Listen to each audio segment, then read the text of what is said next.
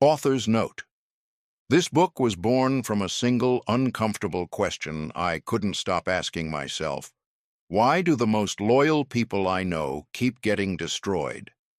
I watched a colleague in Chicago spend 11 years building a division from scratch for a company that laid him off in a 30-minute Zoom call. I watched a woman in Austin pour every ounce of herself into a friendship, only to be the last person to find out that her best friend had been quietly poisoning her reputation for 2 years. I watched a man in Seattle give up a better offer, twice, because he believed his employer valued his loyalty. They didn't. They valued his output. The moment his output could be replicated cheaper, the loyalty meant nothing. These weren't weak people. They weren't naive in the ordinary sense. They were, in fact, among the most intelligent, hard-working, and emotionally generous individuals I have ever known. But they operated under a belief so deeply embedded it was nearly invisible. That loyalty, if sincere enough and consistent enough, would eventually be returned in kind. It rarely was. This book is about why. And more importantly, it is about what to do instead. The pages that follow draw on history, behavioral economics, neuroscience, philosophy, and raw human observation to examine one of the most powerful and most misunderstood forces in human life, the way people actually align themselves and what truly makes those alignments hold. The ideas here are not comfortable. Some will feel cynical. Some will feel like they contradict everything you were taught about being a good person, a good friend, a good leader. I ask only that you resist the urge to dismiss them before you have fully considered them. Because here is the truth. Understanding how loyalty actually works does not make you colder. It makes you wiser. And wisdom, in the end, is the only genuine protection any of us has. Read carefully. This changes things. The myth that runs your life. There is a story most people in America have been told since childhood, and it goes something like this. Be loyal, be dependable, show up, stay committed, never betray the people who trust you, and the world will treat you accordingly. Your loyalty will be seen, valued, and eventually rewarded. The people who cut corners, who put themselves first, who look out only for their own interests, they may win in the short term, but in the long run, relationships built on loyalty will outlast everything else. It is a beautiful story. It feels morally correct. It maps perfectly onto the image most of us want to have of ourselves. It is also, in critical ways, a story that gets good people hurt. Not because loyalty itself is wrong, but because the story gets loyalty badly, dangerously wrong. The myth of loyalty, the version most of us carry around in our heads, treats it as something absolute. Loyalty, in this framing, is a character trait. Either you have it or you don't. You're a loyal person or you're not. And the implicit promise buried inside this myth is that loyalty creates loyalty in return, that if you stay faithful, others will stay faithful to you. But watch what actually happens. In the spring of 2019, a technology company headquartered in San Francisco laid off more than 3,000 employees. Many of those employees had been with the company for over a decade. Some had turned down competing offers to stay. Some had relocated their families across the country when the company asked. One man I spoke with had been called the most loyal employee we've ever had by 3 different managers over 12 years. He was let go in a group email. His severance was 90 days. Was the company evil? Not especially. Were the executives who made the decision heartless? Not entirely. They were doing what any organization under financial pressure does, making calculations, and in that calculation, 12 years of loyalty weighed exactly nothing against a spreadsheet that needed to balance. This is not an isolated story. This is the pattern. In Washington, D.C., political operatives who spend decades building a party's infrastructure are discarded the moment their candidate loses. In Los Angeles, entertainment executives who've generated hundreds of millions of dollars in revenue find themselves locked out of buildings they helped build the moment a new regime takes over. In Detroit, in Denver, in Dallas, the story repeats. Loyalty goes in, something else comes out, and yet the myth persists. Why? Because we need it to. The belief that loyalty is rewarded, that relationships are held together by something more durable than self-interest, is not just a social nicety, it is a psychological necessity. Human beings are social creatures. We are neurologically wired for attachment. The idea that the people around us are fundamentally, reliably on our side, not because they have to be, but because they choose to be, is one of the foundations of emotional stability. Remove that belief, and life becomes genuinely terrifying. Every relationship becomes a transaction, every smile becomes a calculation, every act of kindness becomes something to be analyzed for hidden motive. This is why, when the myth breaks down, when someone we trusted betrays us, the pain is not proportional to the material loss. A business partner who steals a client isn't just taking money, they're dismantling a worldview. A friend who spreads lies isn't just causing damage, they're collapsing a structure of belief that you built your sense of safety upon. The fury and grief that follow betrayal are not just responses to what happened. They are responses to the revelation that what you believed about the world was not true. Here is what was actually true. Roughly 500 years ago, in the city of Florence, Italy, a man named Niccolò Machiavelli was watching the world with extraordinary attention. He had served the Florentine government for over a decade. He had observed princes, diplomats, mercenaries, popes, and merchants at close range. He had watched alliances form and dissolve with breathtaking speed. He had watched men swear eternal loyalty on Monday and negotiate their defection on Thursday. And he had drawn from all of this, watching a conclusion that the people of his time, and, remarkably, the people of our time, found deeply, viscerally offensive. Loyalty, as most people understand it, is not real, not because people are uniformly treacherous, not because no one ever keeps a promise, but because loyalty as an absolute, as something people feel simply because it is right to feel it, as something guaranteed to persist regardless of circumstances, that kind of loyalty does not exist. It never has. What exists instead is something more complicated, more contextual, and ultimately more useful to understand. Conditional alignment. People stay loyal when the benefits of staying outweigh the costs of leaving. When the calculation shifts, the loyalty shifts with it. Always has, always will. Machiavelli put it plainly in The Prince, the short, ferocious book he wrote in 1513 while in exile from the very city he had served. He described human beings as naturally inconsistent, easy to convince, hard to keep convinced. The shift from being persuaded of something to abandoning that persuasion was, in his observation, a matter not of character but of conditions. At the time, this was considered monstrous. It still makes people uncomfortable today, because it means that the loyalty you believe surrounds you is not a permanent feature of your relationships. It is a temporary equilibrium, and equilibriums, by their nature, are always subject to disruption.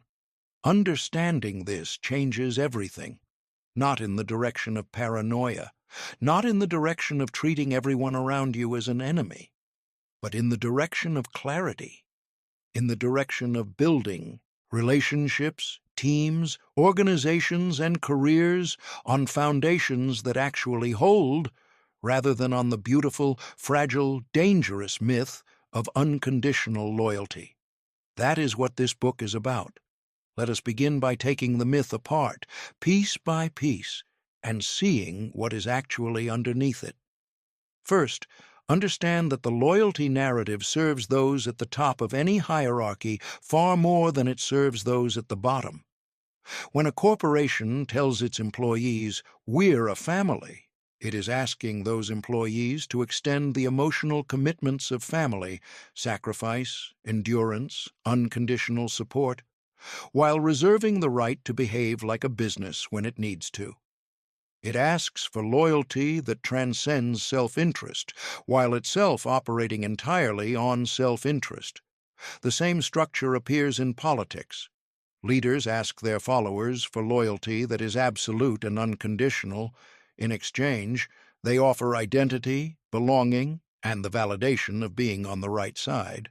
But when those leaders make decisions about money, about policy, about war, they are almost never making those decisions based on loyalty to their followers. They are making calculations. The rhetoric is personal. The decisions are structural. This asymmetry is not an accident. The expectation of loyalty is, in many power relationships, a mechanism of control. It is how those with more leverage extract more value from those with less. The intern who is loyal to the company is not protected by that loyalty.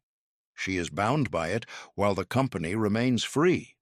Second, understand that this dynamic is not limited to institutions. It runs through every kind of relationship. Think of a friendship where one person consistently gives more time, more emotional labor, more practical support than the other. In the early stages, this imbalance may be invisible, softened by affection and the natural human tendency to interpret ambiguous behavior generously.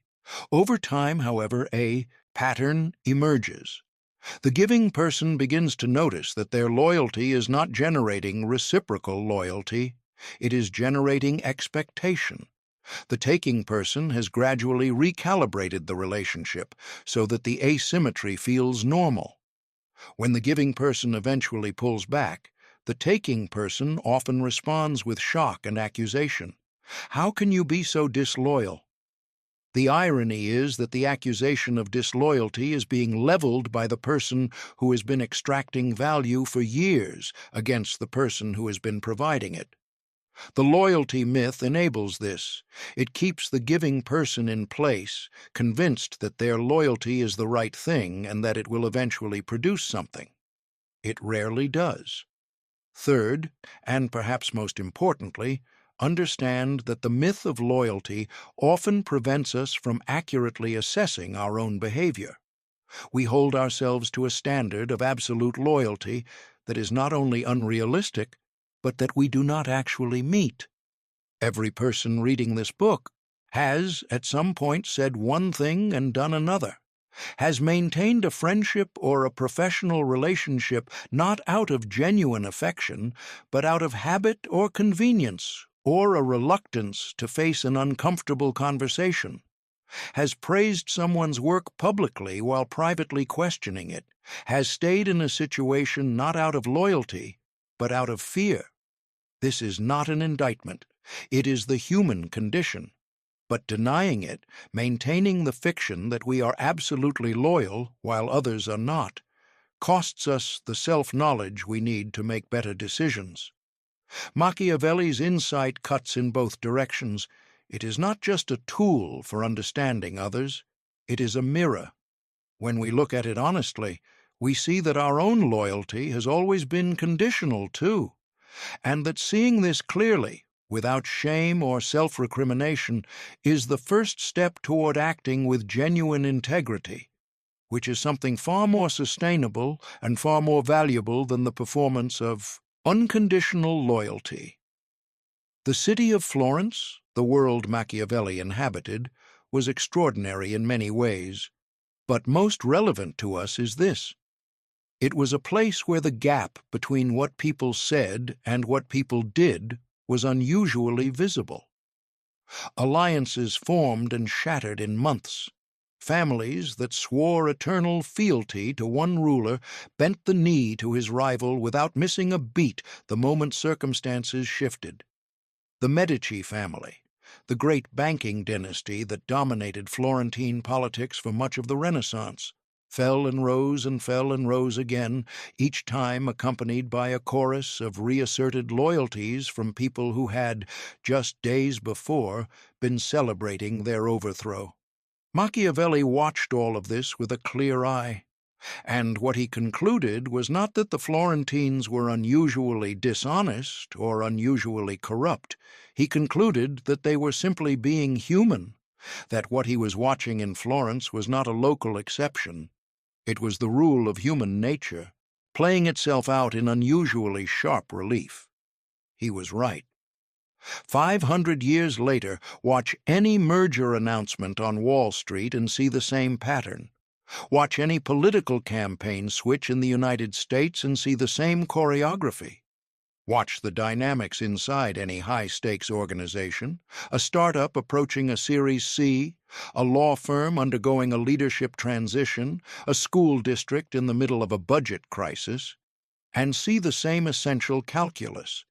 People align themselves with whoever and whatever best serves their interests at this particular moment. This is not cynicism. This is observation.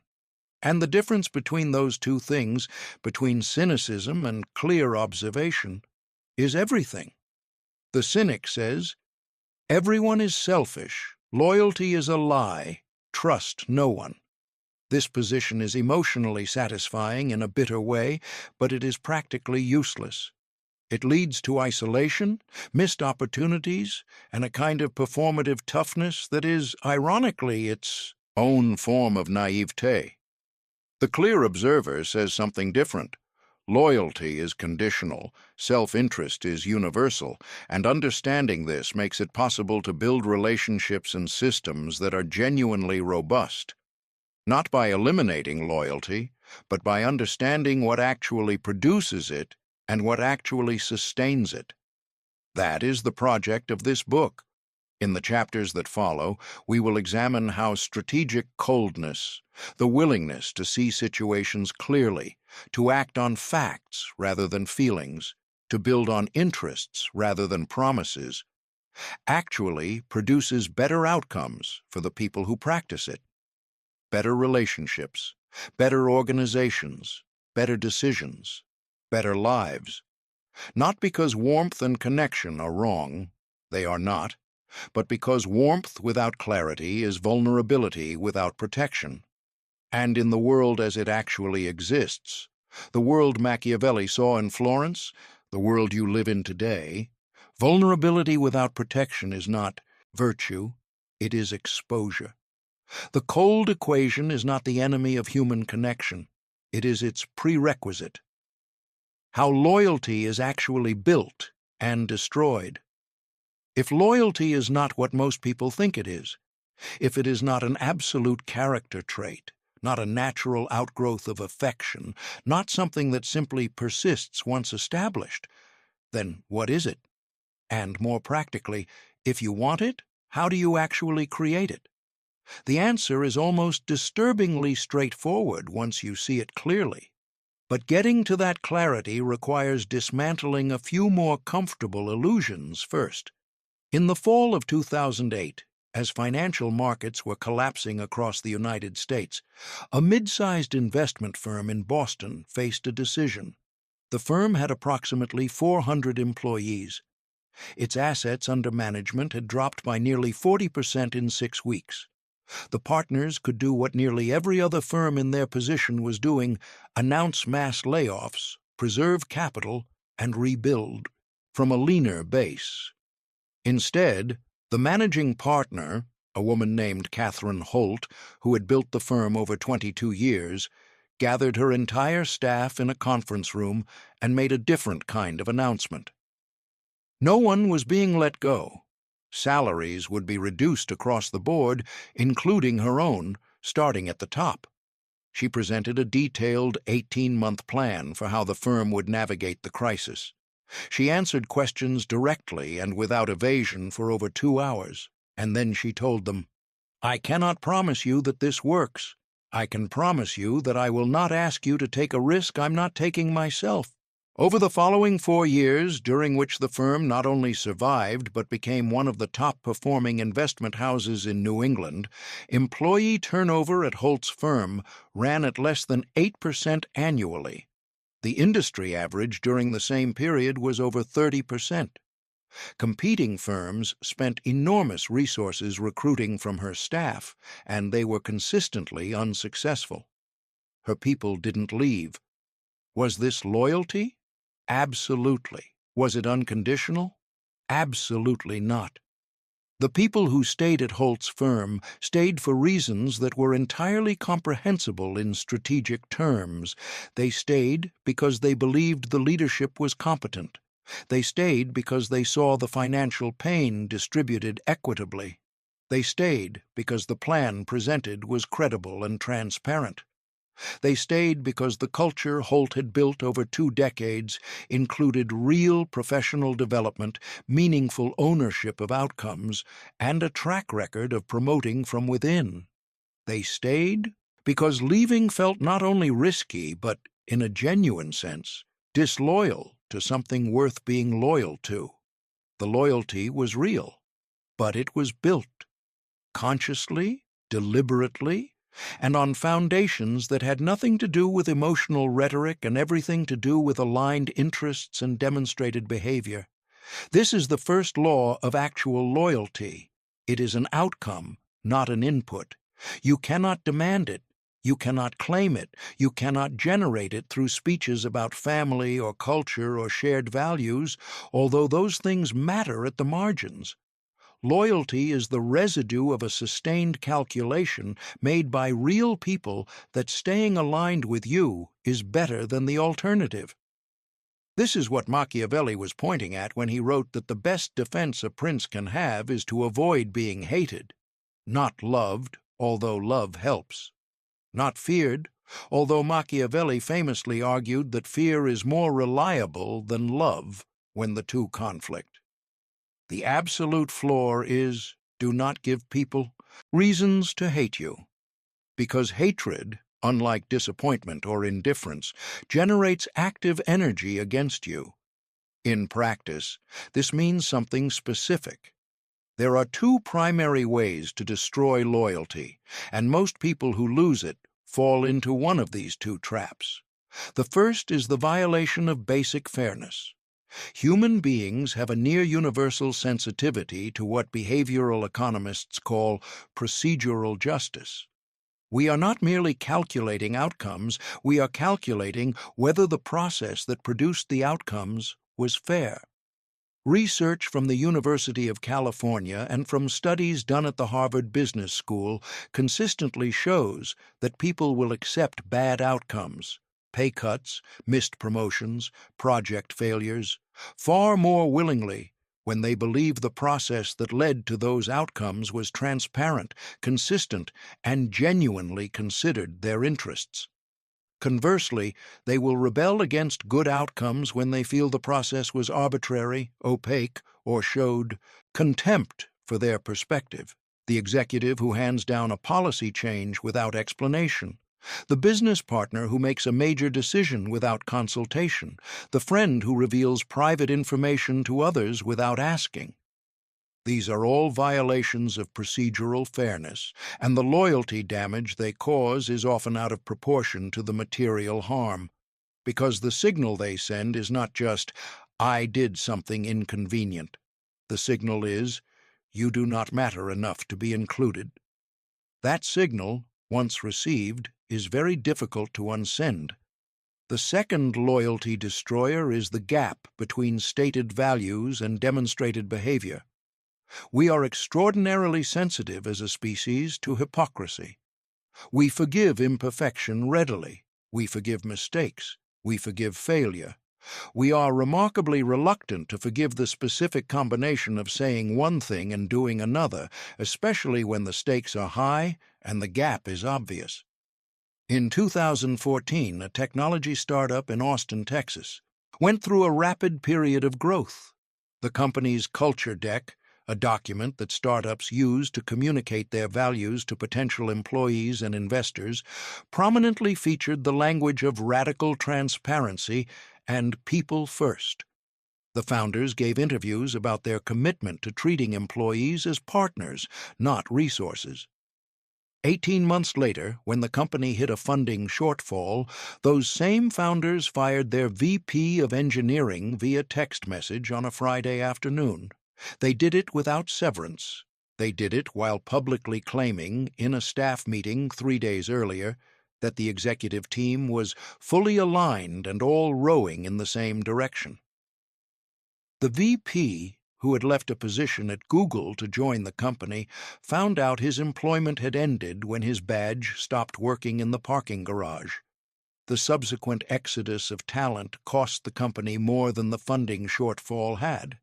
The founders were genuinely surprised. They had told themselves a story about making a hard but necessary business decision.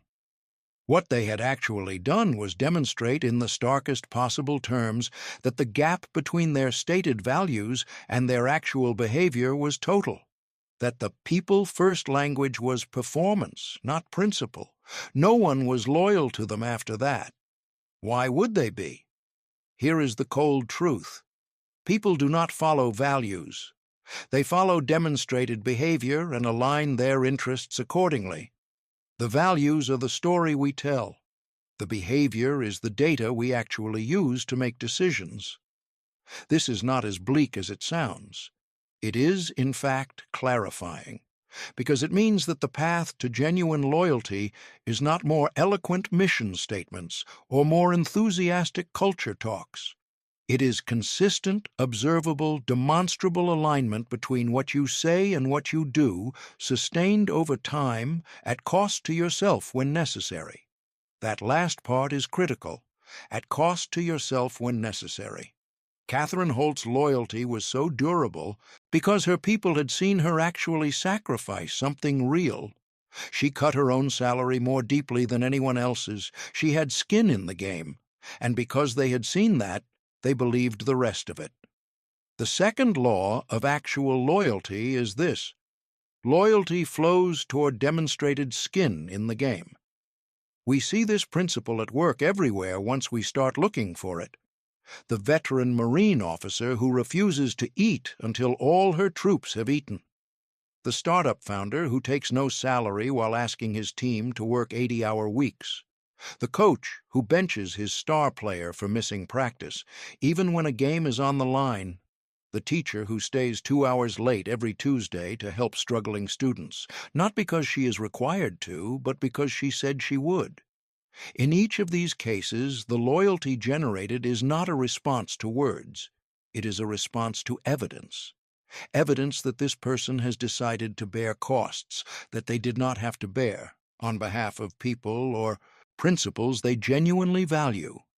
Conversely, the manager who preaches sacrifice but never makes it, the executive who gives speeches about resilience but exits with a golden parachute while his employees face layoffs, the partner who talks endlessly about the importance of the relationship but consistently prioritizes her own convenience. These people are not generating loyalty, they are depleting it. The third law of actual loyalty is perhaps the most counterintuitive. Transparency about what you want generates more loyalty than pretending you want nothing. In most social and professional contexts, the polite fiction is that leaders are not self-interested, that they are pursuing the collective good, not their own advancement, that they ask for commitment not because it serves them, but because it serves the mission. This fiction is maintained by everyone and believed by almost no one, and the gap between the official narrative and what people actually observe is a constant, low-grade corrosive on trust. The leader who says, "I need you to do this because it's what's best for the company," when what she means is, "I need you to do this because I am under enormous pressure from the board and my job depends on this quarter's numbers." That leader is asking people to make a sacrifice based on a story that isn't true. When people figure out the real story, and they usually do, The sacrifice feels like it was extracted under false pretenses. The resentment that follows is not just about being worked too hard. It is about being deceived. Compare this to the leader who says, quite directly, "I'm going to be honest with you. We are in a difficult position. I need this to work, partly for the company, and yes, partly for me personally. I want to keep my job, and I think if we get through this stretch, we all will. I don't want to bullshit you about that." This kind of transparency is disarming. It is disarming because it treats people as adults, because it shares real information rather than manufactured narrative, and because it implicitly signals that what this person tells you in the future is more likely to be the truth.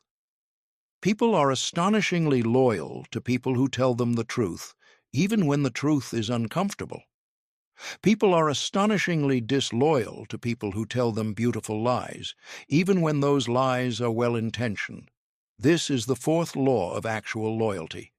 Honesty, even uncomfortable honesty, creates more durable alignment than comfortable dishonesty.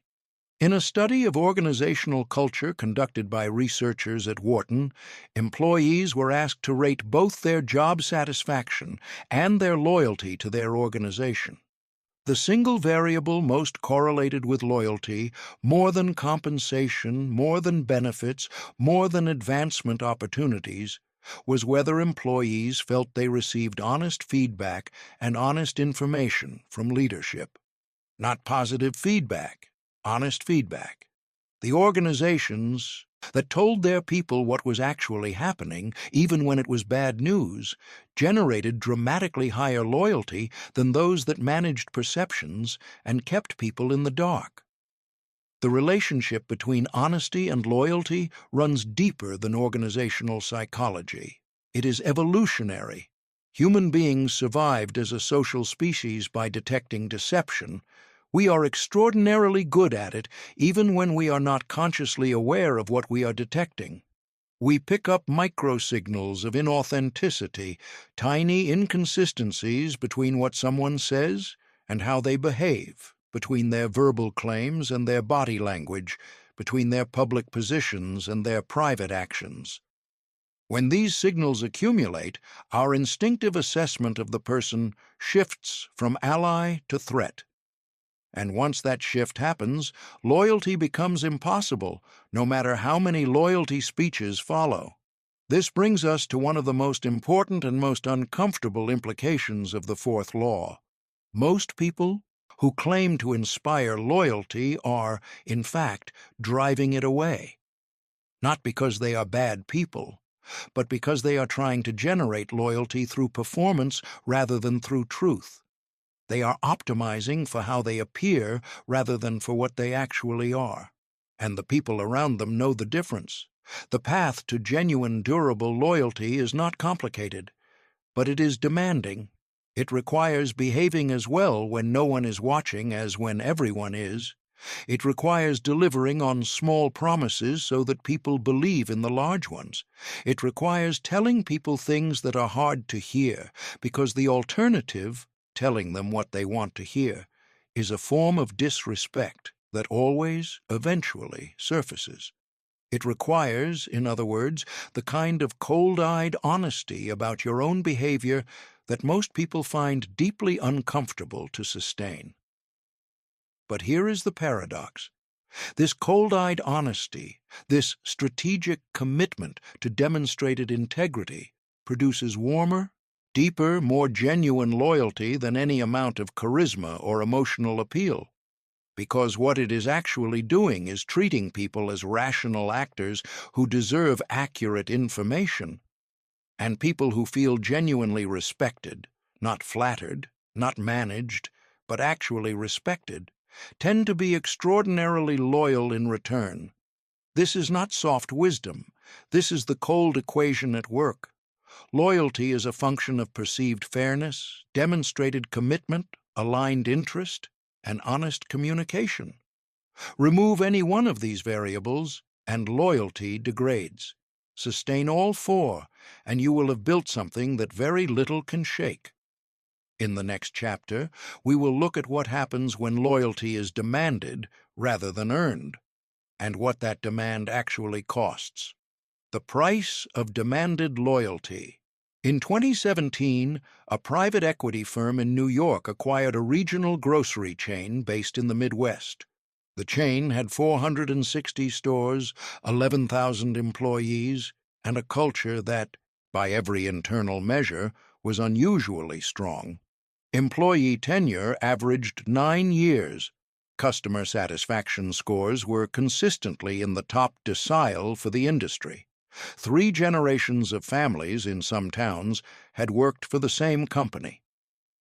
Within 14 months of the acquisition, nearly 60% of those employees with more than 5 years' tenure had resigned. Store performance plummeted. A company that had been growing steadily for 3 decades filed for Chapter 11 bankruptcy protection in 2020. What happened? The private equity firm arrived with a mandate that was entirely conventional: reduce costs, improve margins, prepare for eventual sale or IPO. The methods they used were also conventional: replace senior management with outside executives who had private equity experience, standardize operations across all stores, reduce headcount through efficiency optimization, and implement a new compensation structure that shifted more risk onto employees. What they did not understand, or perhaps did not care to understand, was that the existing loyalty in that organization was not a sentiment. It was an asset, and it had been built over decades through a specific set of practices: profit sharing, genuine advancement from within, managers who knew their employees' names and circumstances, a culture in which the company behaved during hard times the way it claimed to behave during good times. The new management team did not see an asset. They saw sentimentality. They did not understand why established employees resisted the changes, and they interpreted resistance as disloyalty. So they did what people who demand loyalty rather than earn it tend to do. They applied pressure. Performance reviews became more demanding and less transparent. Managers who raised concerns were replaced. The implicit message sent throughout the organization was, "If you're not with us on this, you're against us." This is the defining move of demanded loyalty, and it is almost always catastrophic. Demanded loyalty says, "I am not going to do the work of earning your alignment.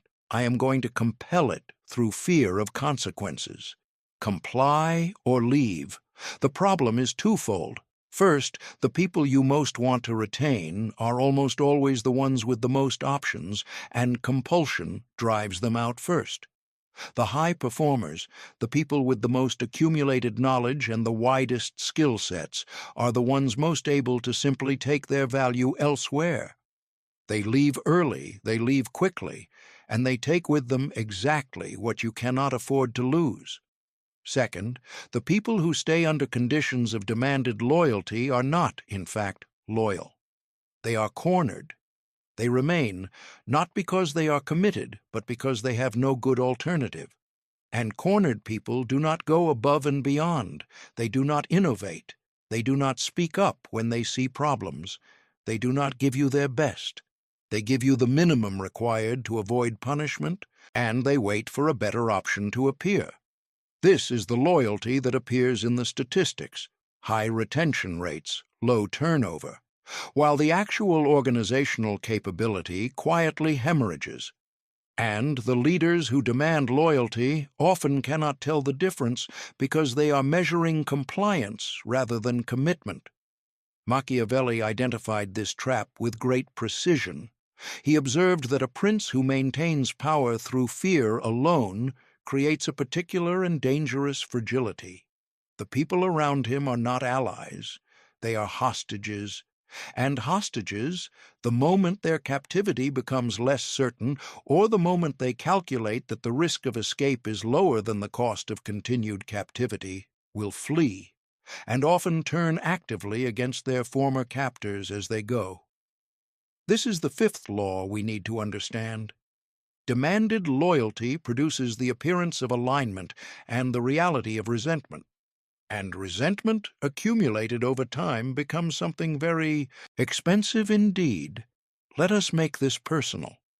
Think about a relationship in your own life, professional, personal, or romantic, in which someone demanded your loyalty rather than earning it. Perhaps a parent who invoked obligation and guilt when you made choices they disagreed with. Perhaps a boss who framed every reasonable question as a sign of insufficient dedication. Perhaps a partner who interpreted your individual needs as betrayals of the relationship.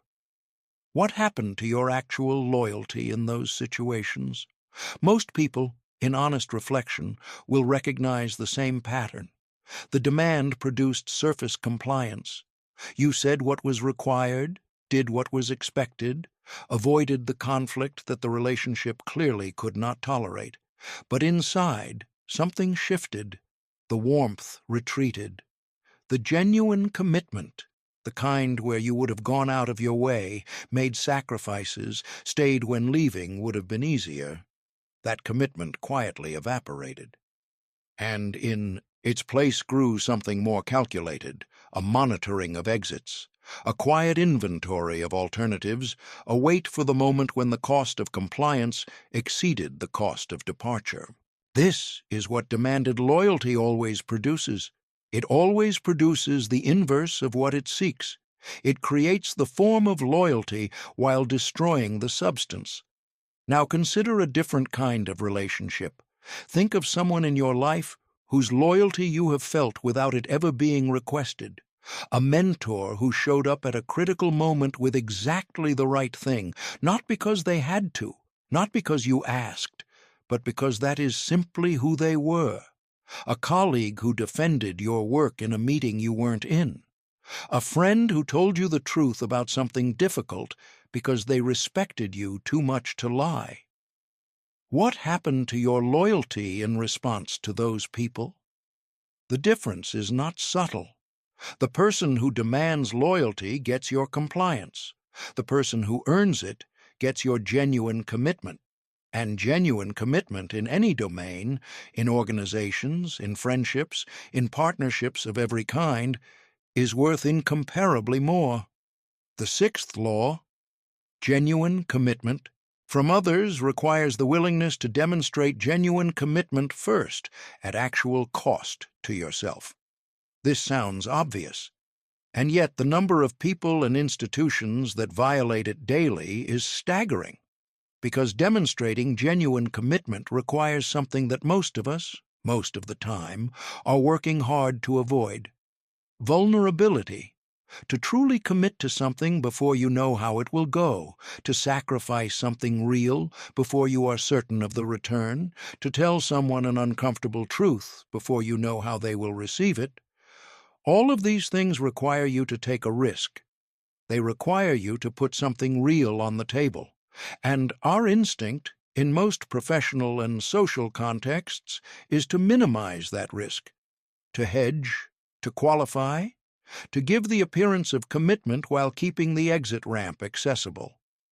The problem is that everyone around you is doing the same thing, and everyone can see everyone else doing it. The hedging is visible. The qualifications give it away. The strategically incomplete commitments are detectable, and what they communicate at a level below conscious articulation is, I am not actually in. I am managing my exposure.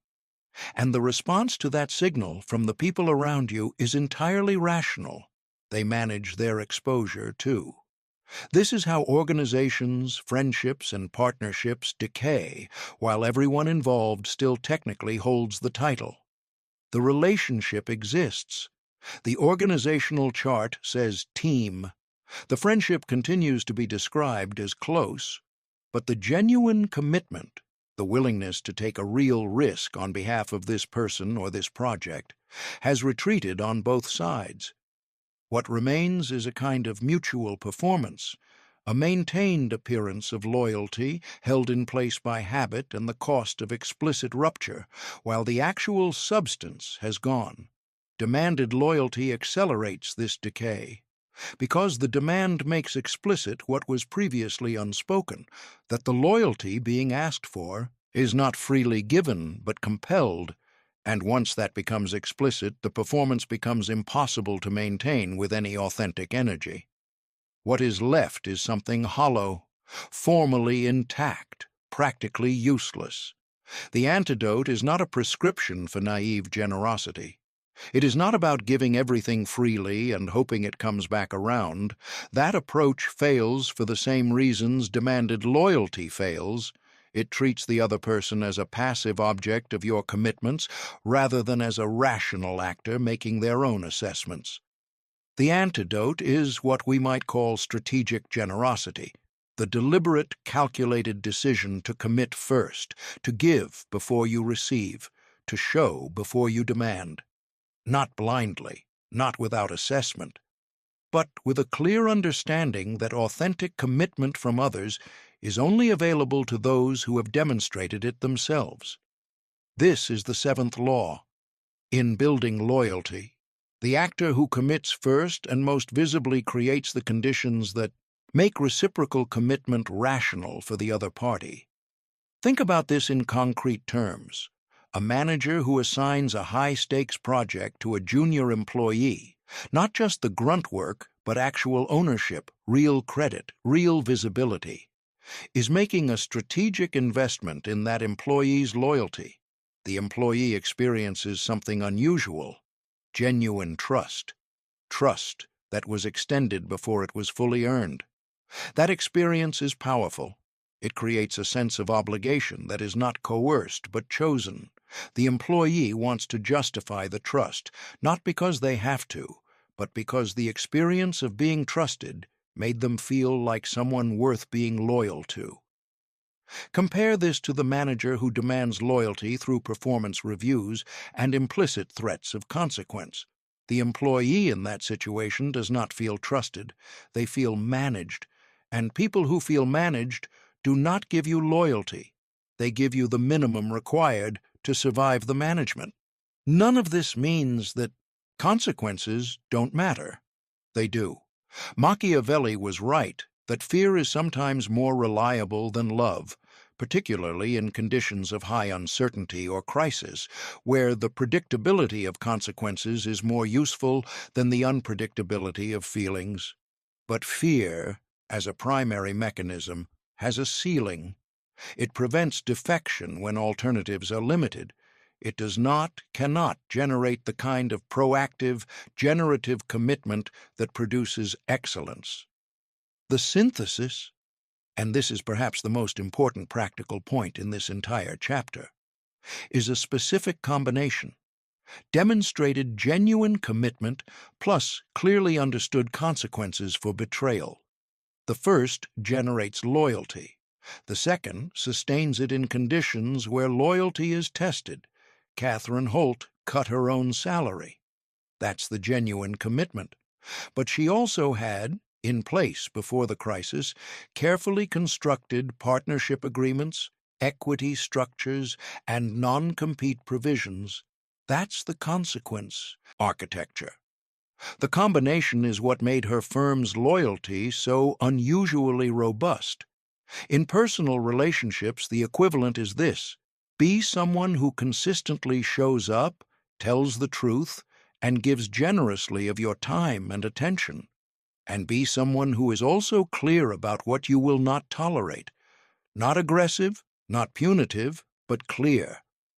Clear that there are lines and that crossing them has costs. The combination of these things, genuine warmth and clear limits, is the profile of the people in your life, if you think carefully, who you are most genuinely loyal to. Not the ones who ask for loyalty the most loudly, the ones who have made it feel both safe and meaningful to give. Strategic coldness, what it means and what it doesn't. There is a word that I have been deliberately avoiding until now because it is so frequently misunderstood that using it too early would have derailed the argument. The word is cold. When people hear the phrase strategic coldness, they Picture a particular kind of person, hard, remote, calculating in a way that looks, from the outside, like a kind of emotional emptiness. The hedge fund trader who doesn't hesitate to liquidate a position. The executive who can sit across from someone she has known for 20 years and fire them without visible distress.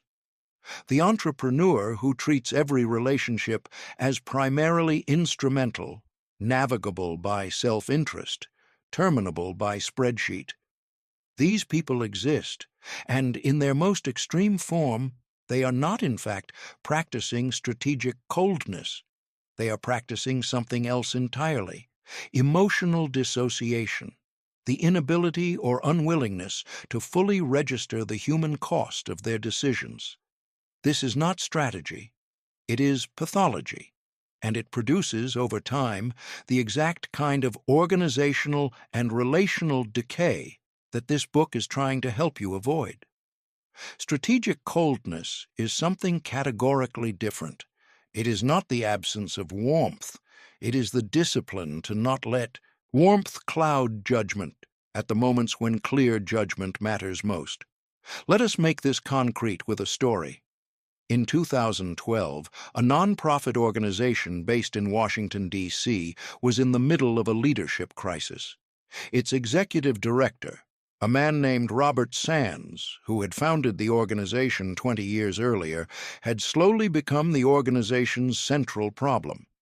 His original vision had been extraordinary. His fundraising ability in the early years was unmatched. He had built something genuinely important from nothing, and the staff and board of the organization felt a loyalty to him that was deep and, in many ways, entirely warranted. But over the decade before the crisis, something had shifted. Sands had become inflexible, increasingly suspicious of new ideas, and, in his private life, had developed a pattern of behavior that was creating legal exposure for the organization. Multiple senior staff members had raised concerns, privately, to board members. Each time, the board had thanked them for their input and done nothing. Because doing something meant confronting Robert Sands, and confronting Robert Sands felt, to people who had known him for 2 decades, like betrayal. The board was loyal, genuinely, warmly loyal, and that loyalty was destroying the organization.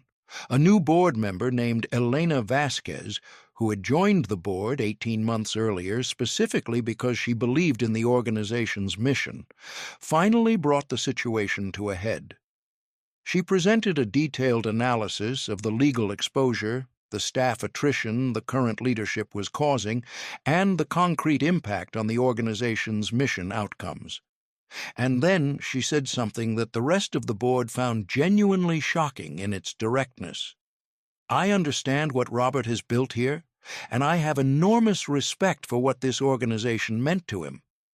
But the question we are not asking, because it's too uncomfortable, is this: are we being loyal to Robert, or are we being loyal to what Robert built?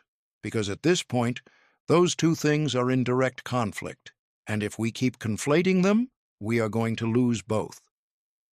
That is strategic coldness. It is not the absence of appreciation for Robert Sands's contribution. It is the refusal to let that appreciation produce a decision that would destroy the very thing it is trying to protect. The board ultimately did what needed to be done.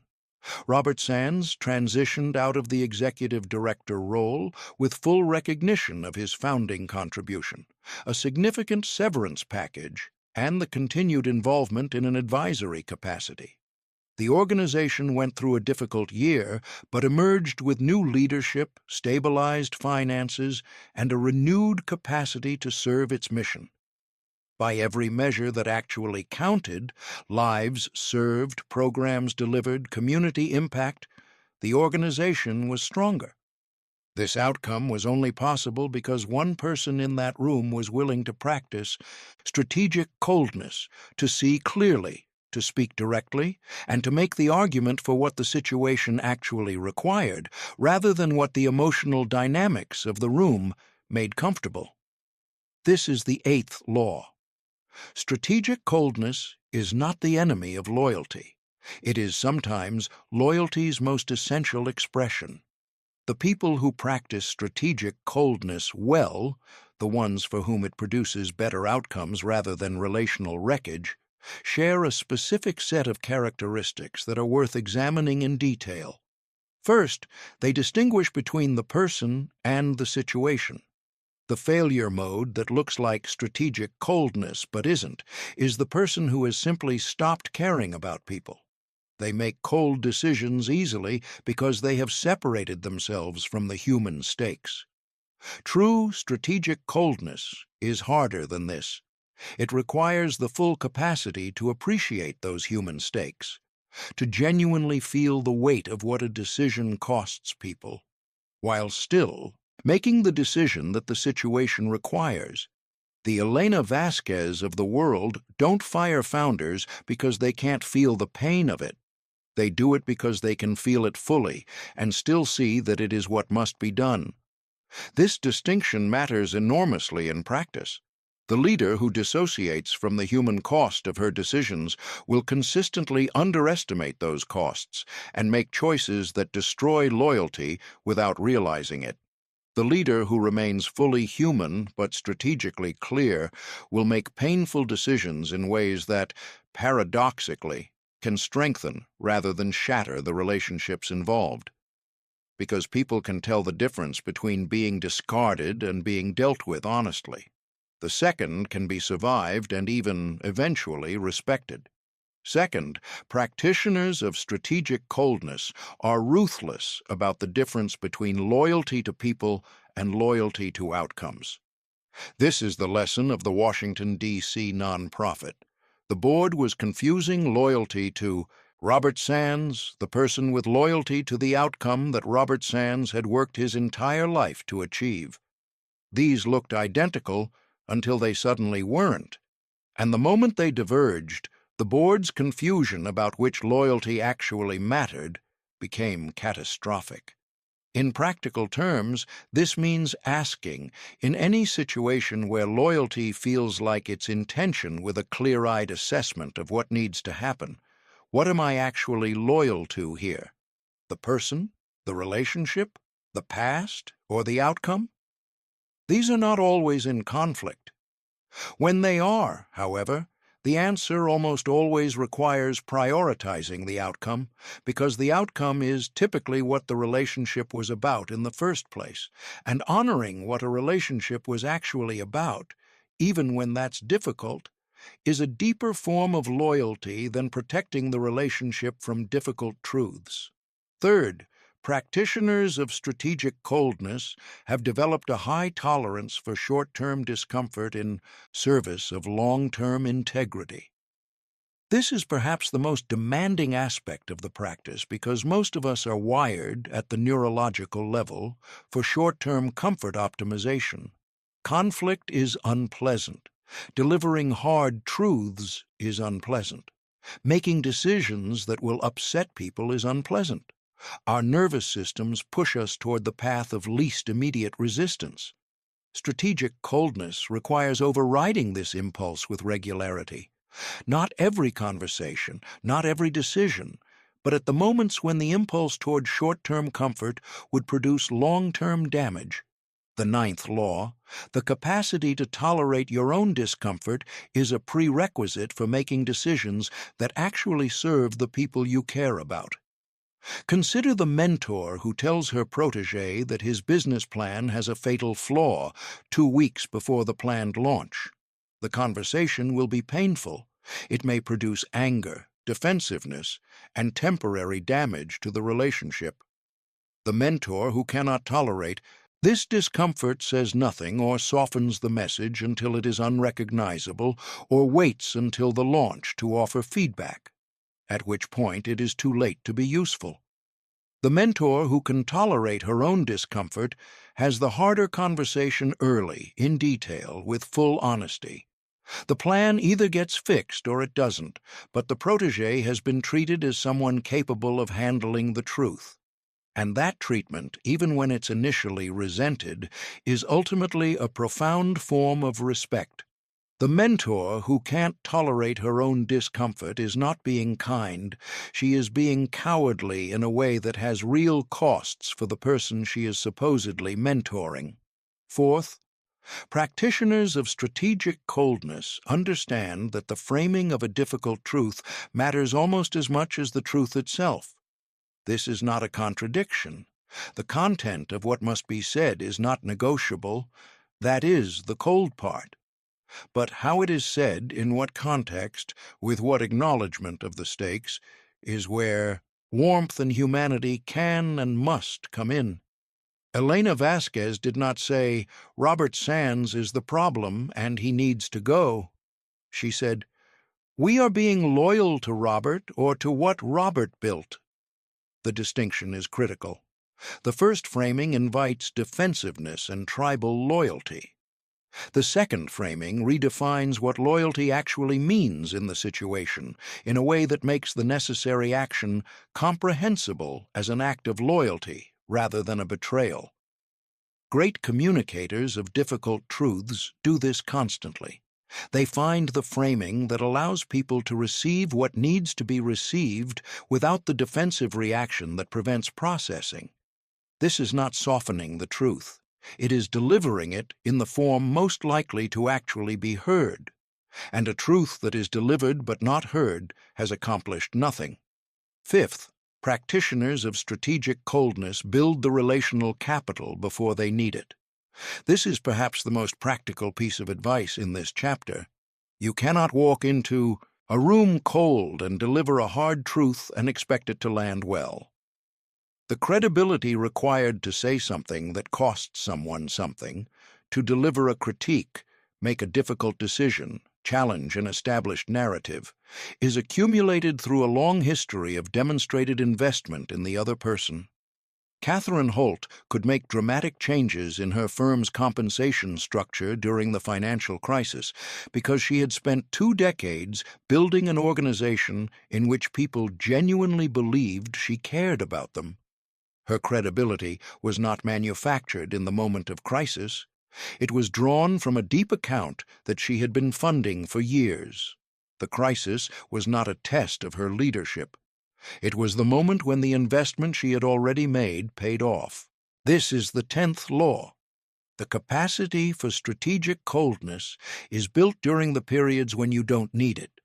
By the time you need it, it is too late to start building. The implications of this are significant. It means that the most important time to invest in relationships, to demonstrate real loyalty, to take the costs that build credibility, is when things are easy, when there is no crisis, no conflict, no immediate necessity. The manager who invests in her team's development during periods of stability has a team that will follow her through the periods of difficulty. The leader who has told difficult truths when the stakes were low has built the trust required to be believed when the stakes are high.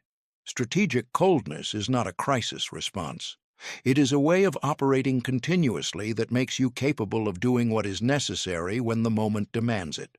The emotional decision trap. In the summer of 2015, a venture capital firm in Silicon Valley faced one of those decisions that looks straightforward on paper and is agonizing in practice. The firm had made an early-stage investment in a software company founded by 2 brothers from Portland, Oregon. The company had performed well in its first 3 years, not spectacularly, but solidly. The founding team was brilliant in their technical domain, deeply committed, and had built a genuine product that their customers valued. They were also, as the company grew from 8 employees to 60, visibly struggling to scale their management capabilities. The COO role had turned over 3 times in 18 months. Decision-making had become slow and conflicted. The board had received multiple complaints from senior employees about a toxic dynamic between the 2 founding brothers that was creating organizational paralysis. The venture firm's managing partners had been personally close to the founders for years. They had backed the company partly because they believed in the technology and partly because they had genuine affection for the founding team. When the data began to clearly indicate that the company needed to replace one of the founding brothers with an experienced external CEO, the partners found themselves unable to act. "We kept finding reasons why it wasn't quite time yet," one of the partners told me in an interview. "The numbers would tick up slightly and we'd say, okay, let's see another quarter. The founders would make a promising hire and we'd say, let's give this person 6 months. There was always something that made it feel like the wrong moment. Looking back, the wrong moment was never not being there. We were manufacturing reasons not to do something we didn't want to do emotionally." By the time the firm finally made the necessary change, the company's Series B had fallen through. 3 key engineers had left for competitors. 2 significant customer contracts had not renewed. What had been a promising mid-stage company was now a struggling one, and the intervention that might have been straightforwardly successful at the right moment required a much more extensive, expensive, and organizationally disruptive process to execute. The emotional decision trap had cost everyone involved, the investors, the founders, the employees, enormously. The emotional decision trap is the specific and recurring failure mode in which the human need to avoid discomfort, the discomfort of conflict, of rupture, of causing pain, of being disliked, overrides the clear-eyed assessment of what a situation requires. It is one of the most expensive patterns in human decision-making, and it affects virtually everyone, regardless of intelligence, experience, or stated commitment to rationality. What makes it so persistent is that it disguises itself as virtue. The venture capital partners who delayed the necessary intervention did not experience themselves as being weak or conflict avoidant or strategically incompetent. They experienced themselves as being loyal, patient, and fair. They were giving the founders every possible opportunity. They were not writing people off at the first sign of difficulty. They were standing by their people. All of these are genuine virtues in the right contexts. They are costly failures in situations where the required action is clear and the delay is simply producing worse outcomes for everyone, including the people you are trying to be loyal to. The 11th law: the emotional decision trap does not feel like a failure to decide. It feels like a decision to be patient, loyal, or kind. This is why it is so difficult to avoid. The emotional texture of the trap is indistinguishable from the inside, from the emotional texture of genuine virtue. Both involve a resistance to the impulse to act harshly. Both involve a commitment to giving people and situations more time. Both involve prioritizing relationships over immediate efficiency. The difference is not in the feeling. The difference is in what is actually happening to outcomes. The way to catch yourself in the emotional decision trap is not to interrogate your feelings. It is to interrogate the evidence. What does the data actually say? What do the people most directly affected actually need? What would a clear-eyed, emotionally uninvested observer recommend? These questions are not cold. They are clarifying. And clarity is, in almost all circumstances, more caring than the comfortable discomfort of avoidance. Here is a framework for identifying when you are in the emotional decision trap, rather than genuinely exercising patience and loyalty. The first indicator is that your decision-making timeline keeps extending without new data. If you are waiting to make a decision because you are genuinely expecting new information that will change the picture, that is patience. If you are waiting because the current situation feels less immediately painful than making the decision, that is avoidance. The test: if the new information you are waiting for does not arrive, will you still find reasons to wait? If the answer is yes, you are in the trap. The second indicator is that the cost of delay is falling on people other than you. The venture capital partners who delayed the intervention were not paying the cost of that delay. The engineers who were watching the company deteriorate were paying it.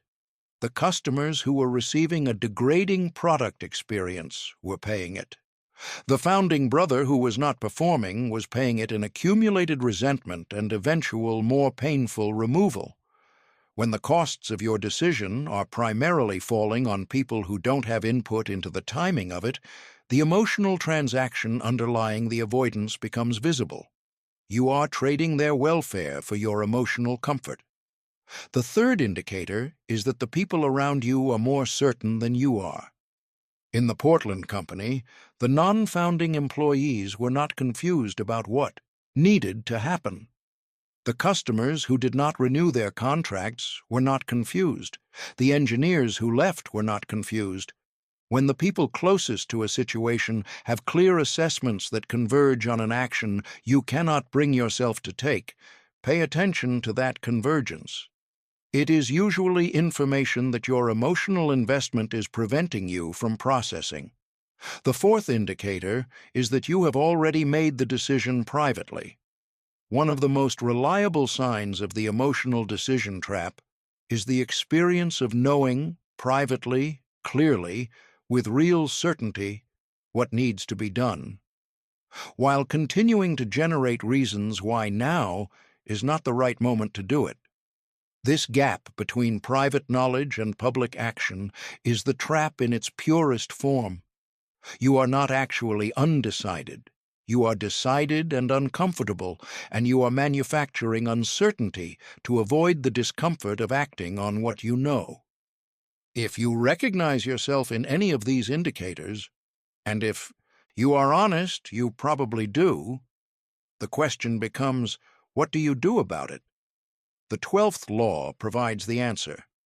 In the emotional decision trap, the way out is not through the emotions. It is through the structure.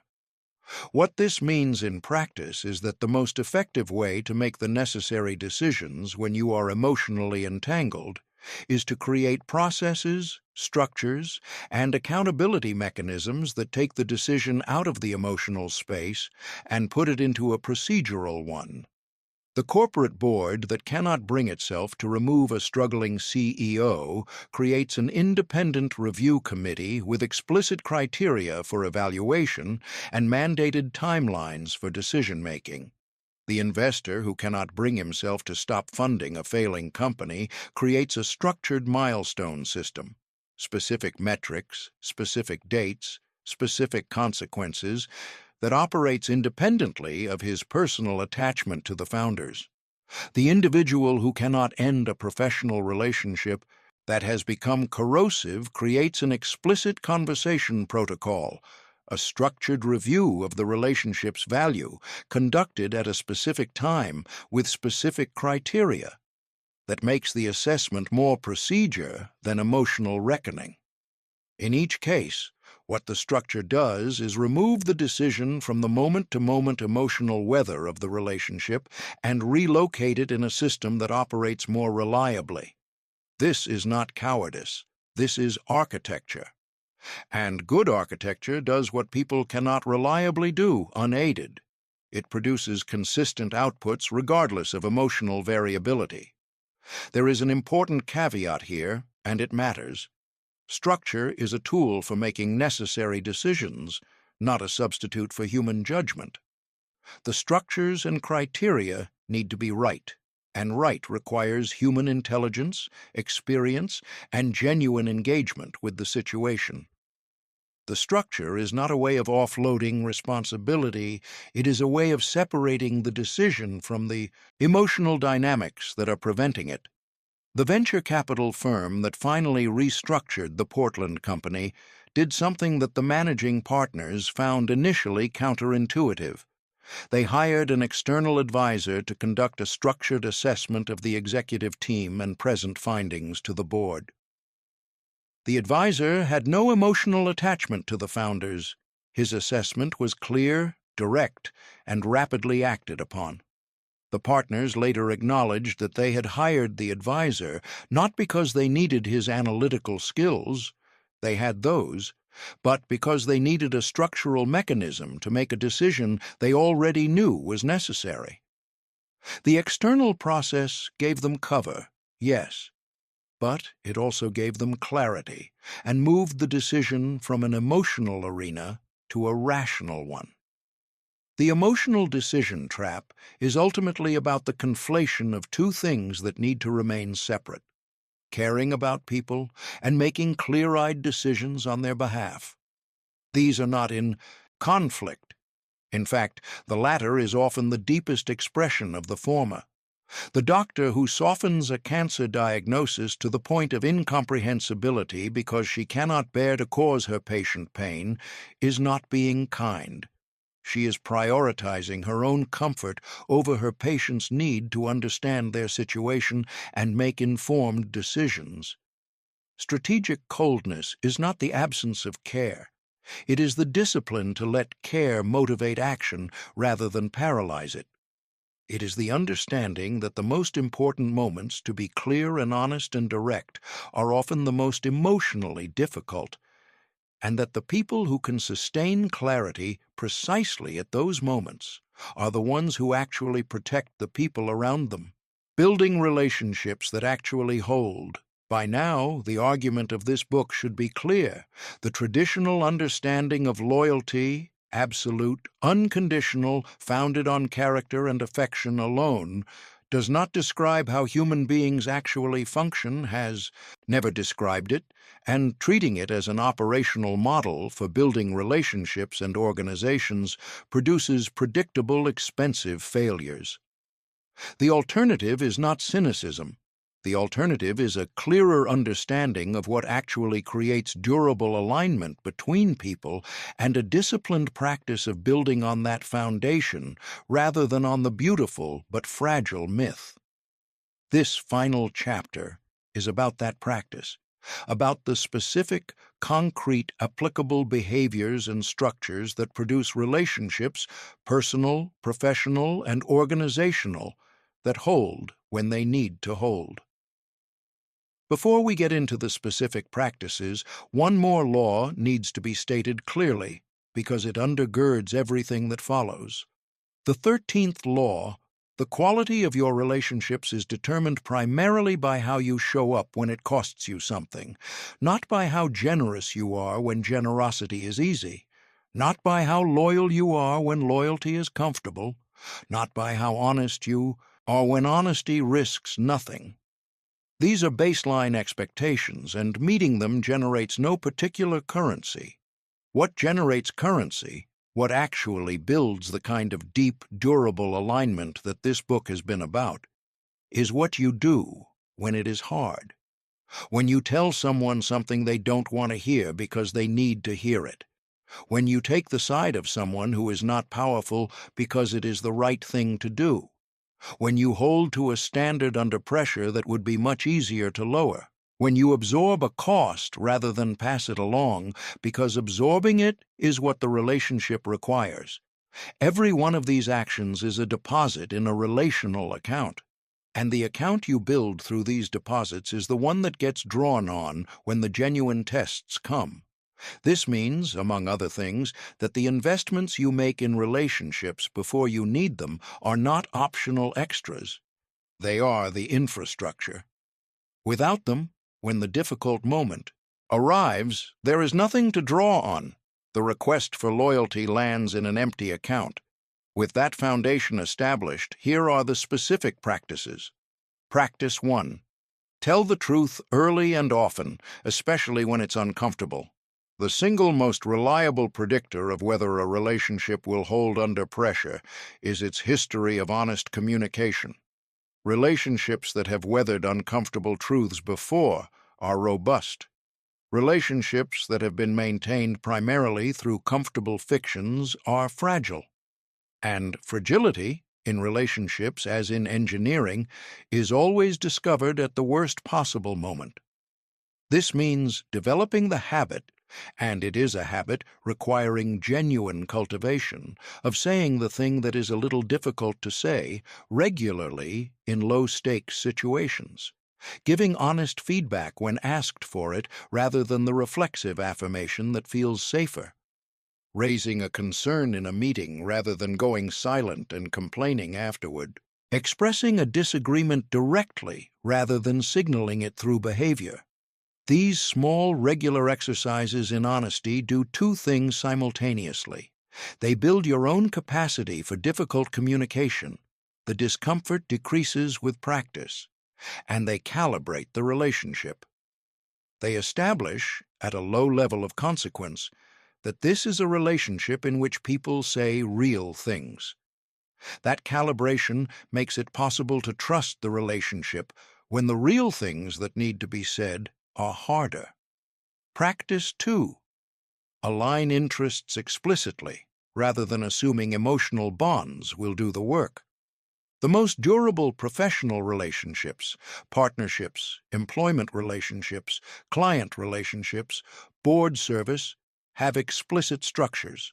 Contracts, yes, but more importantly, clearly articulated shared interests, explicit agreements about expectations and standards, and clear understandings of what each party's participation produces for them. This kind of explicit alignment is often avoided because it feels crass, or because articulating interests feels like an acknowledgement that the relationship is purely transactional. It is not. Articulating interests is how you verify that the relationship is built on something solid. The partnership that is maintained entirely by affection is one decision away from dissolution. The partnership that is maintained by affection plus explicit, well-understood mutual benefit is far more robust. When you are entering any significant professional relationship, a business partnership, a key hiring relationship, a long-term client engagement, build the habit of getting specific.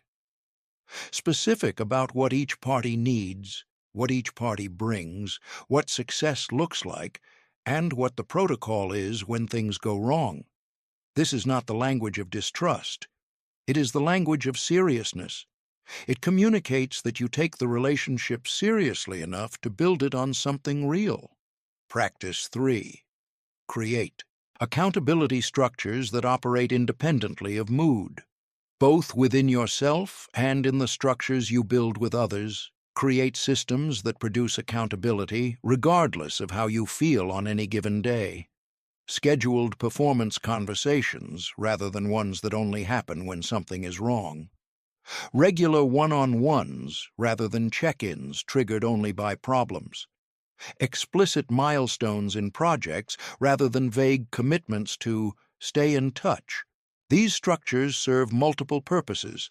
They normalize the experience of giving and receiving hard information by making it routine. They create occasions for honest communication that do not require anyone to manufacture the courage to initiate it. And they produce a consistent record of engagement that is far more valuable to relationship quality than sporadic intensity.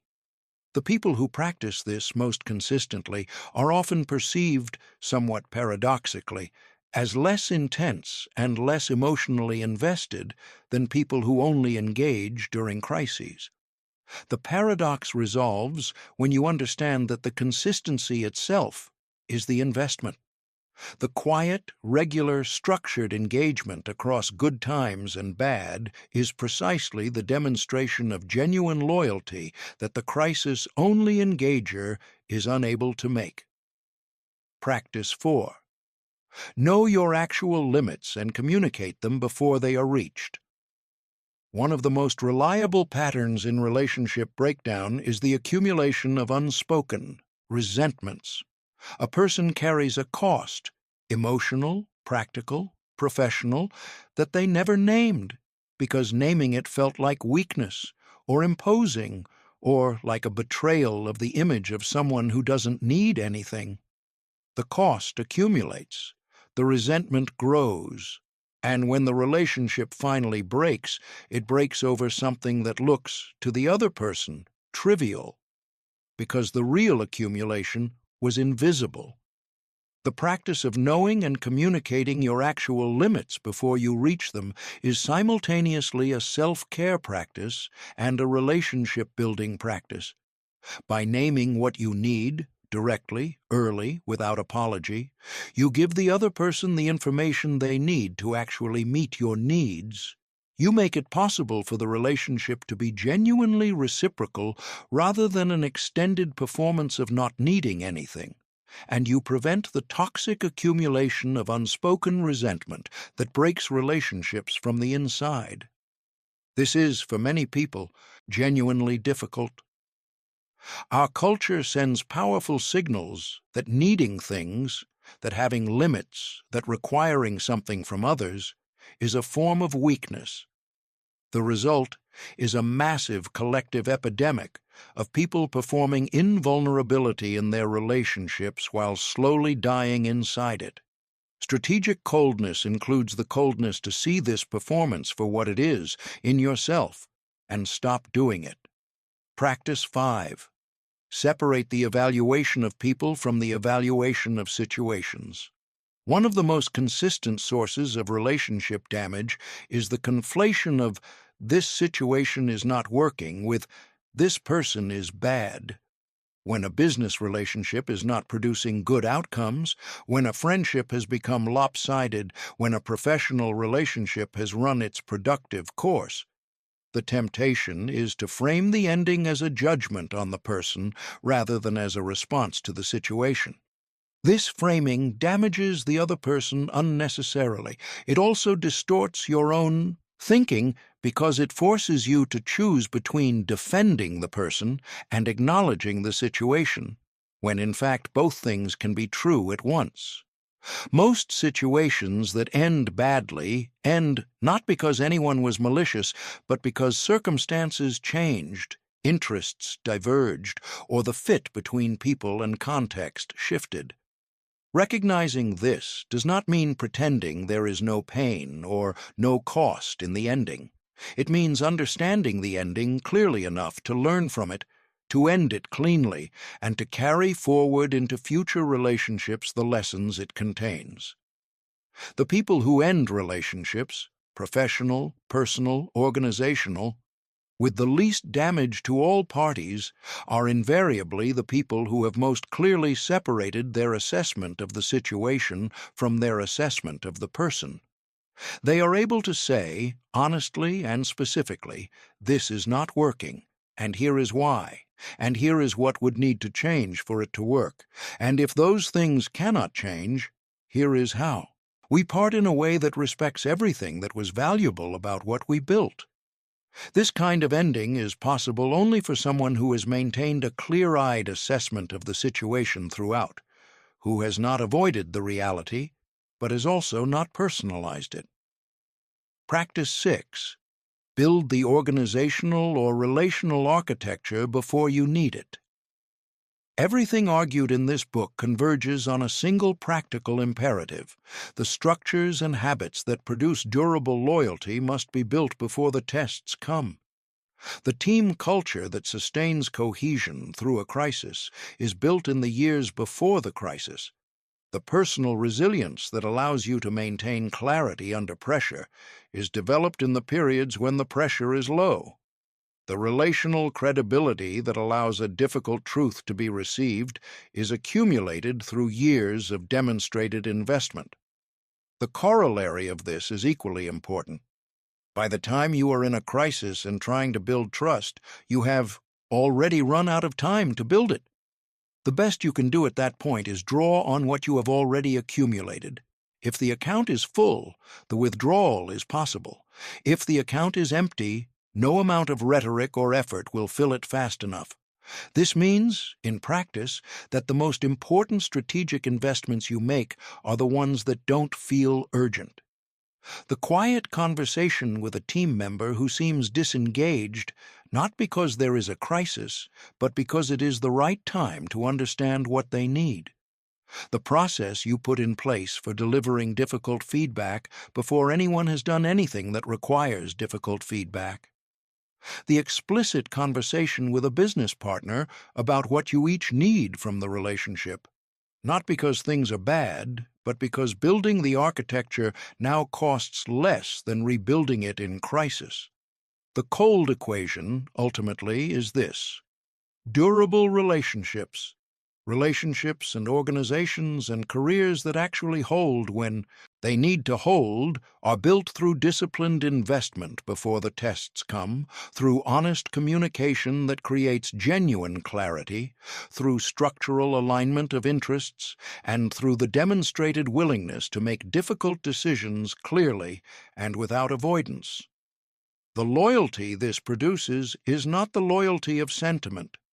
It is the loyalty of real alignment, the loyalty of people who understand what they are in this for, who have seen each other behave well under pressure, who have built structures robust enough to survive the inevitable strains. This is harder than the loyalty myth. It requires more of you, across a longer time horizon, in more demanding ways. It does not offer the comfort of believing that the connections around you are eternal and unconditional, but it offers something more valuable: connections that are real. And in the world as it actually exists, the world where circumstances change, where interests shift, where the myth of unconditional loyalty has been collapsing under its own weight for 500 years and counting, real is the only thing worth building. The equation solved, there is a particular kind of freedom that comes from seeing things clearly. Not the freedom of cynicism. That is not freedom. It is just another cage built from bitterness rather than illusion. Not the freedom of detachment. The person who has succeeded in not caring about outcomes or people has not liberated themselves. They have merely become useless to themselves and everyone around them. The freedom I am describing is the freedom that comes from understanding the world as it actually is, rather than as you wish it were, and discovering that the world as it actually is, the world of conditional alignments and calculated loyalties and self-interests constantly in motion, is navigable, is manageable, and is, in some respects, considerably less frightening than the myth it replaces. When you believe in unconditional loyalty, betrayal is genuinely catastrophic. It means not just that a relationship has ended, but that the entire framework through which you understand human connection was wrong. The ground itself has shifted. The recovery from that kind of disorientation is long and painful.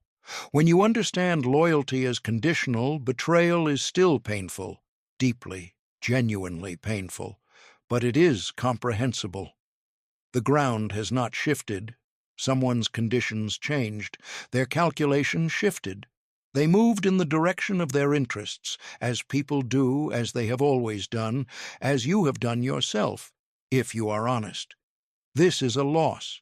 It is not an existential catastrophe. You can learn from it, incorporate it into your understanding, and move forward. This is not coldness. This is resilience. And resilience, in a life that will continue to test you in ways you cannot predict, is one of the most valuable things you can cultivate. Throughout this book, we have covered 13 laws. Let me state them plainly, one final time. 1. Loyalty is an outcome, not an input. 2. Loyalty flows toward demonstrated skin in the game. 3. Transparency about what you want generates more loyalty than pretending you want nothing. 4. Honesty, even uncomfortable honesty, creates more durable alignment than comfortable dishonesty. 5. Demanded loyalty produces the appearance of alignment and the reality of resentment. 6. Genuine commitment from others requires the willingness to demonstrate genuine commitment first, at actual cost to yourself. 7. In building loyalty, the actor who commits first and most visibly creates the conditions that make reciprocal commitment rationale for the other party. 8. Strategic coldness is not the enemy of loyalty. It is sometimes loyalty's most essential expression. 9. The capacity to tolerate your own discomfort is a prerequisite for making decisions that actually serve the people you care about. 10. The capacity for strategic coldness is built during the periods when you don't need it. 11. The emotional decision trap does not feel like a failure to decide. It feels like a decision to be patient, loyal, or kind. 12. In the emotional decision trap, the way out is not through the emotions, it is through the structure. 13. The quality of your relationships is determined primarily by how you show up when it costs you something. These laws are not rules.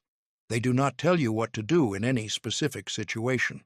What they give you is a lens, a way of seeing the dynamics of human alignment that is clear enough to be genuinely useful when the stakes are high. Use it. Test it against your own experience. Push back where it does not match what you have seen. Add what this book has missed, because it has surely missed things. The project of understanding how people actually work and how to build connections worth having is not finished here. It is only perhaps a little further along. Machiavelli, writing in exile in the winter of 1513, with no power, no income, and no certainty that his ideas would survive him, produced one of the most influential works on human nature in the history of Western thought. He did so by doing something simple and extraordinary. He looked at what was actually happening without flinching and described it honestly. That is all this book has tried to do. Look clearly. Describe honestly. Trust you, the reader, the person navigating your own version of the world as it actually is, to take clarity and do something worthy with it. The cold equation, when you solve it, does not leave you colder. It leaves you ready.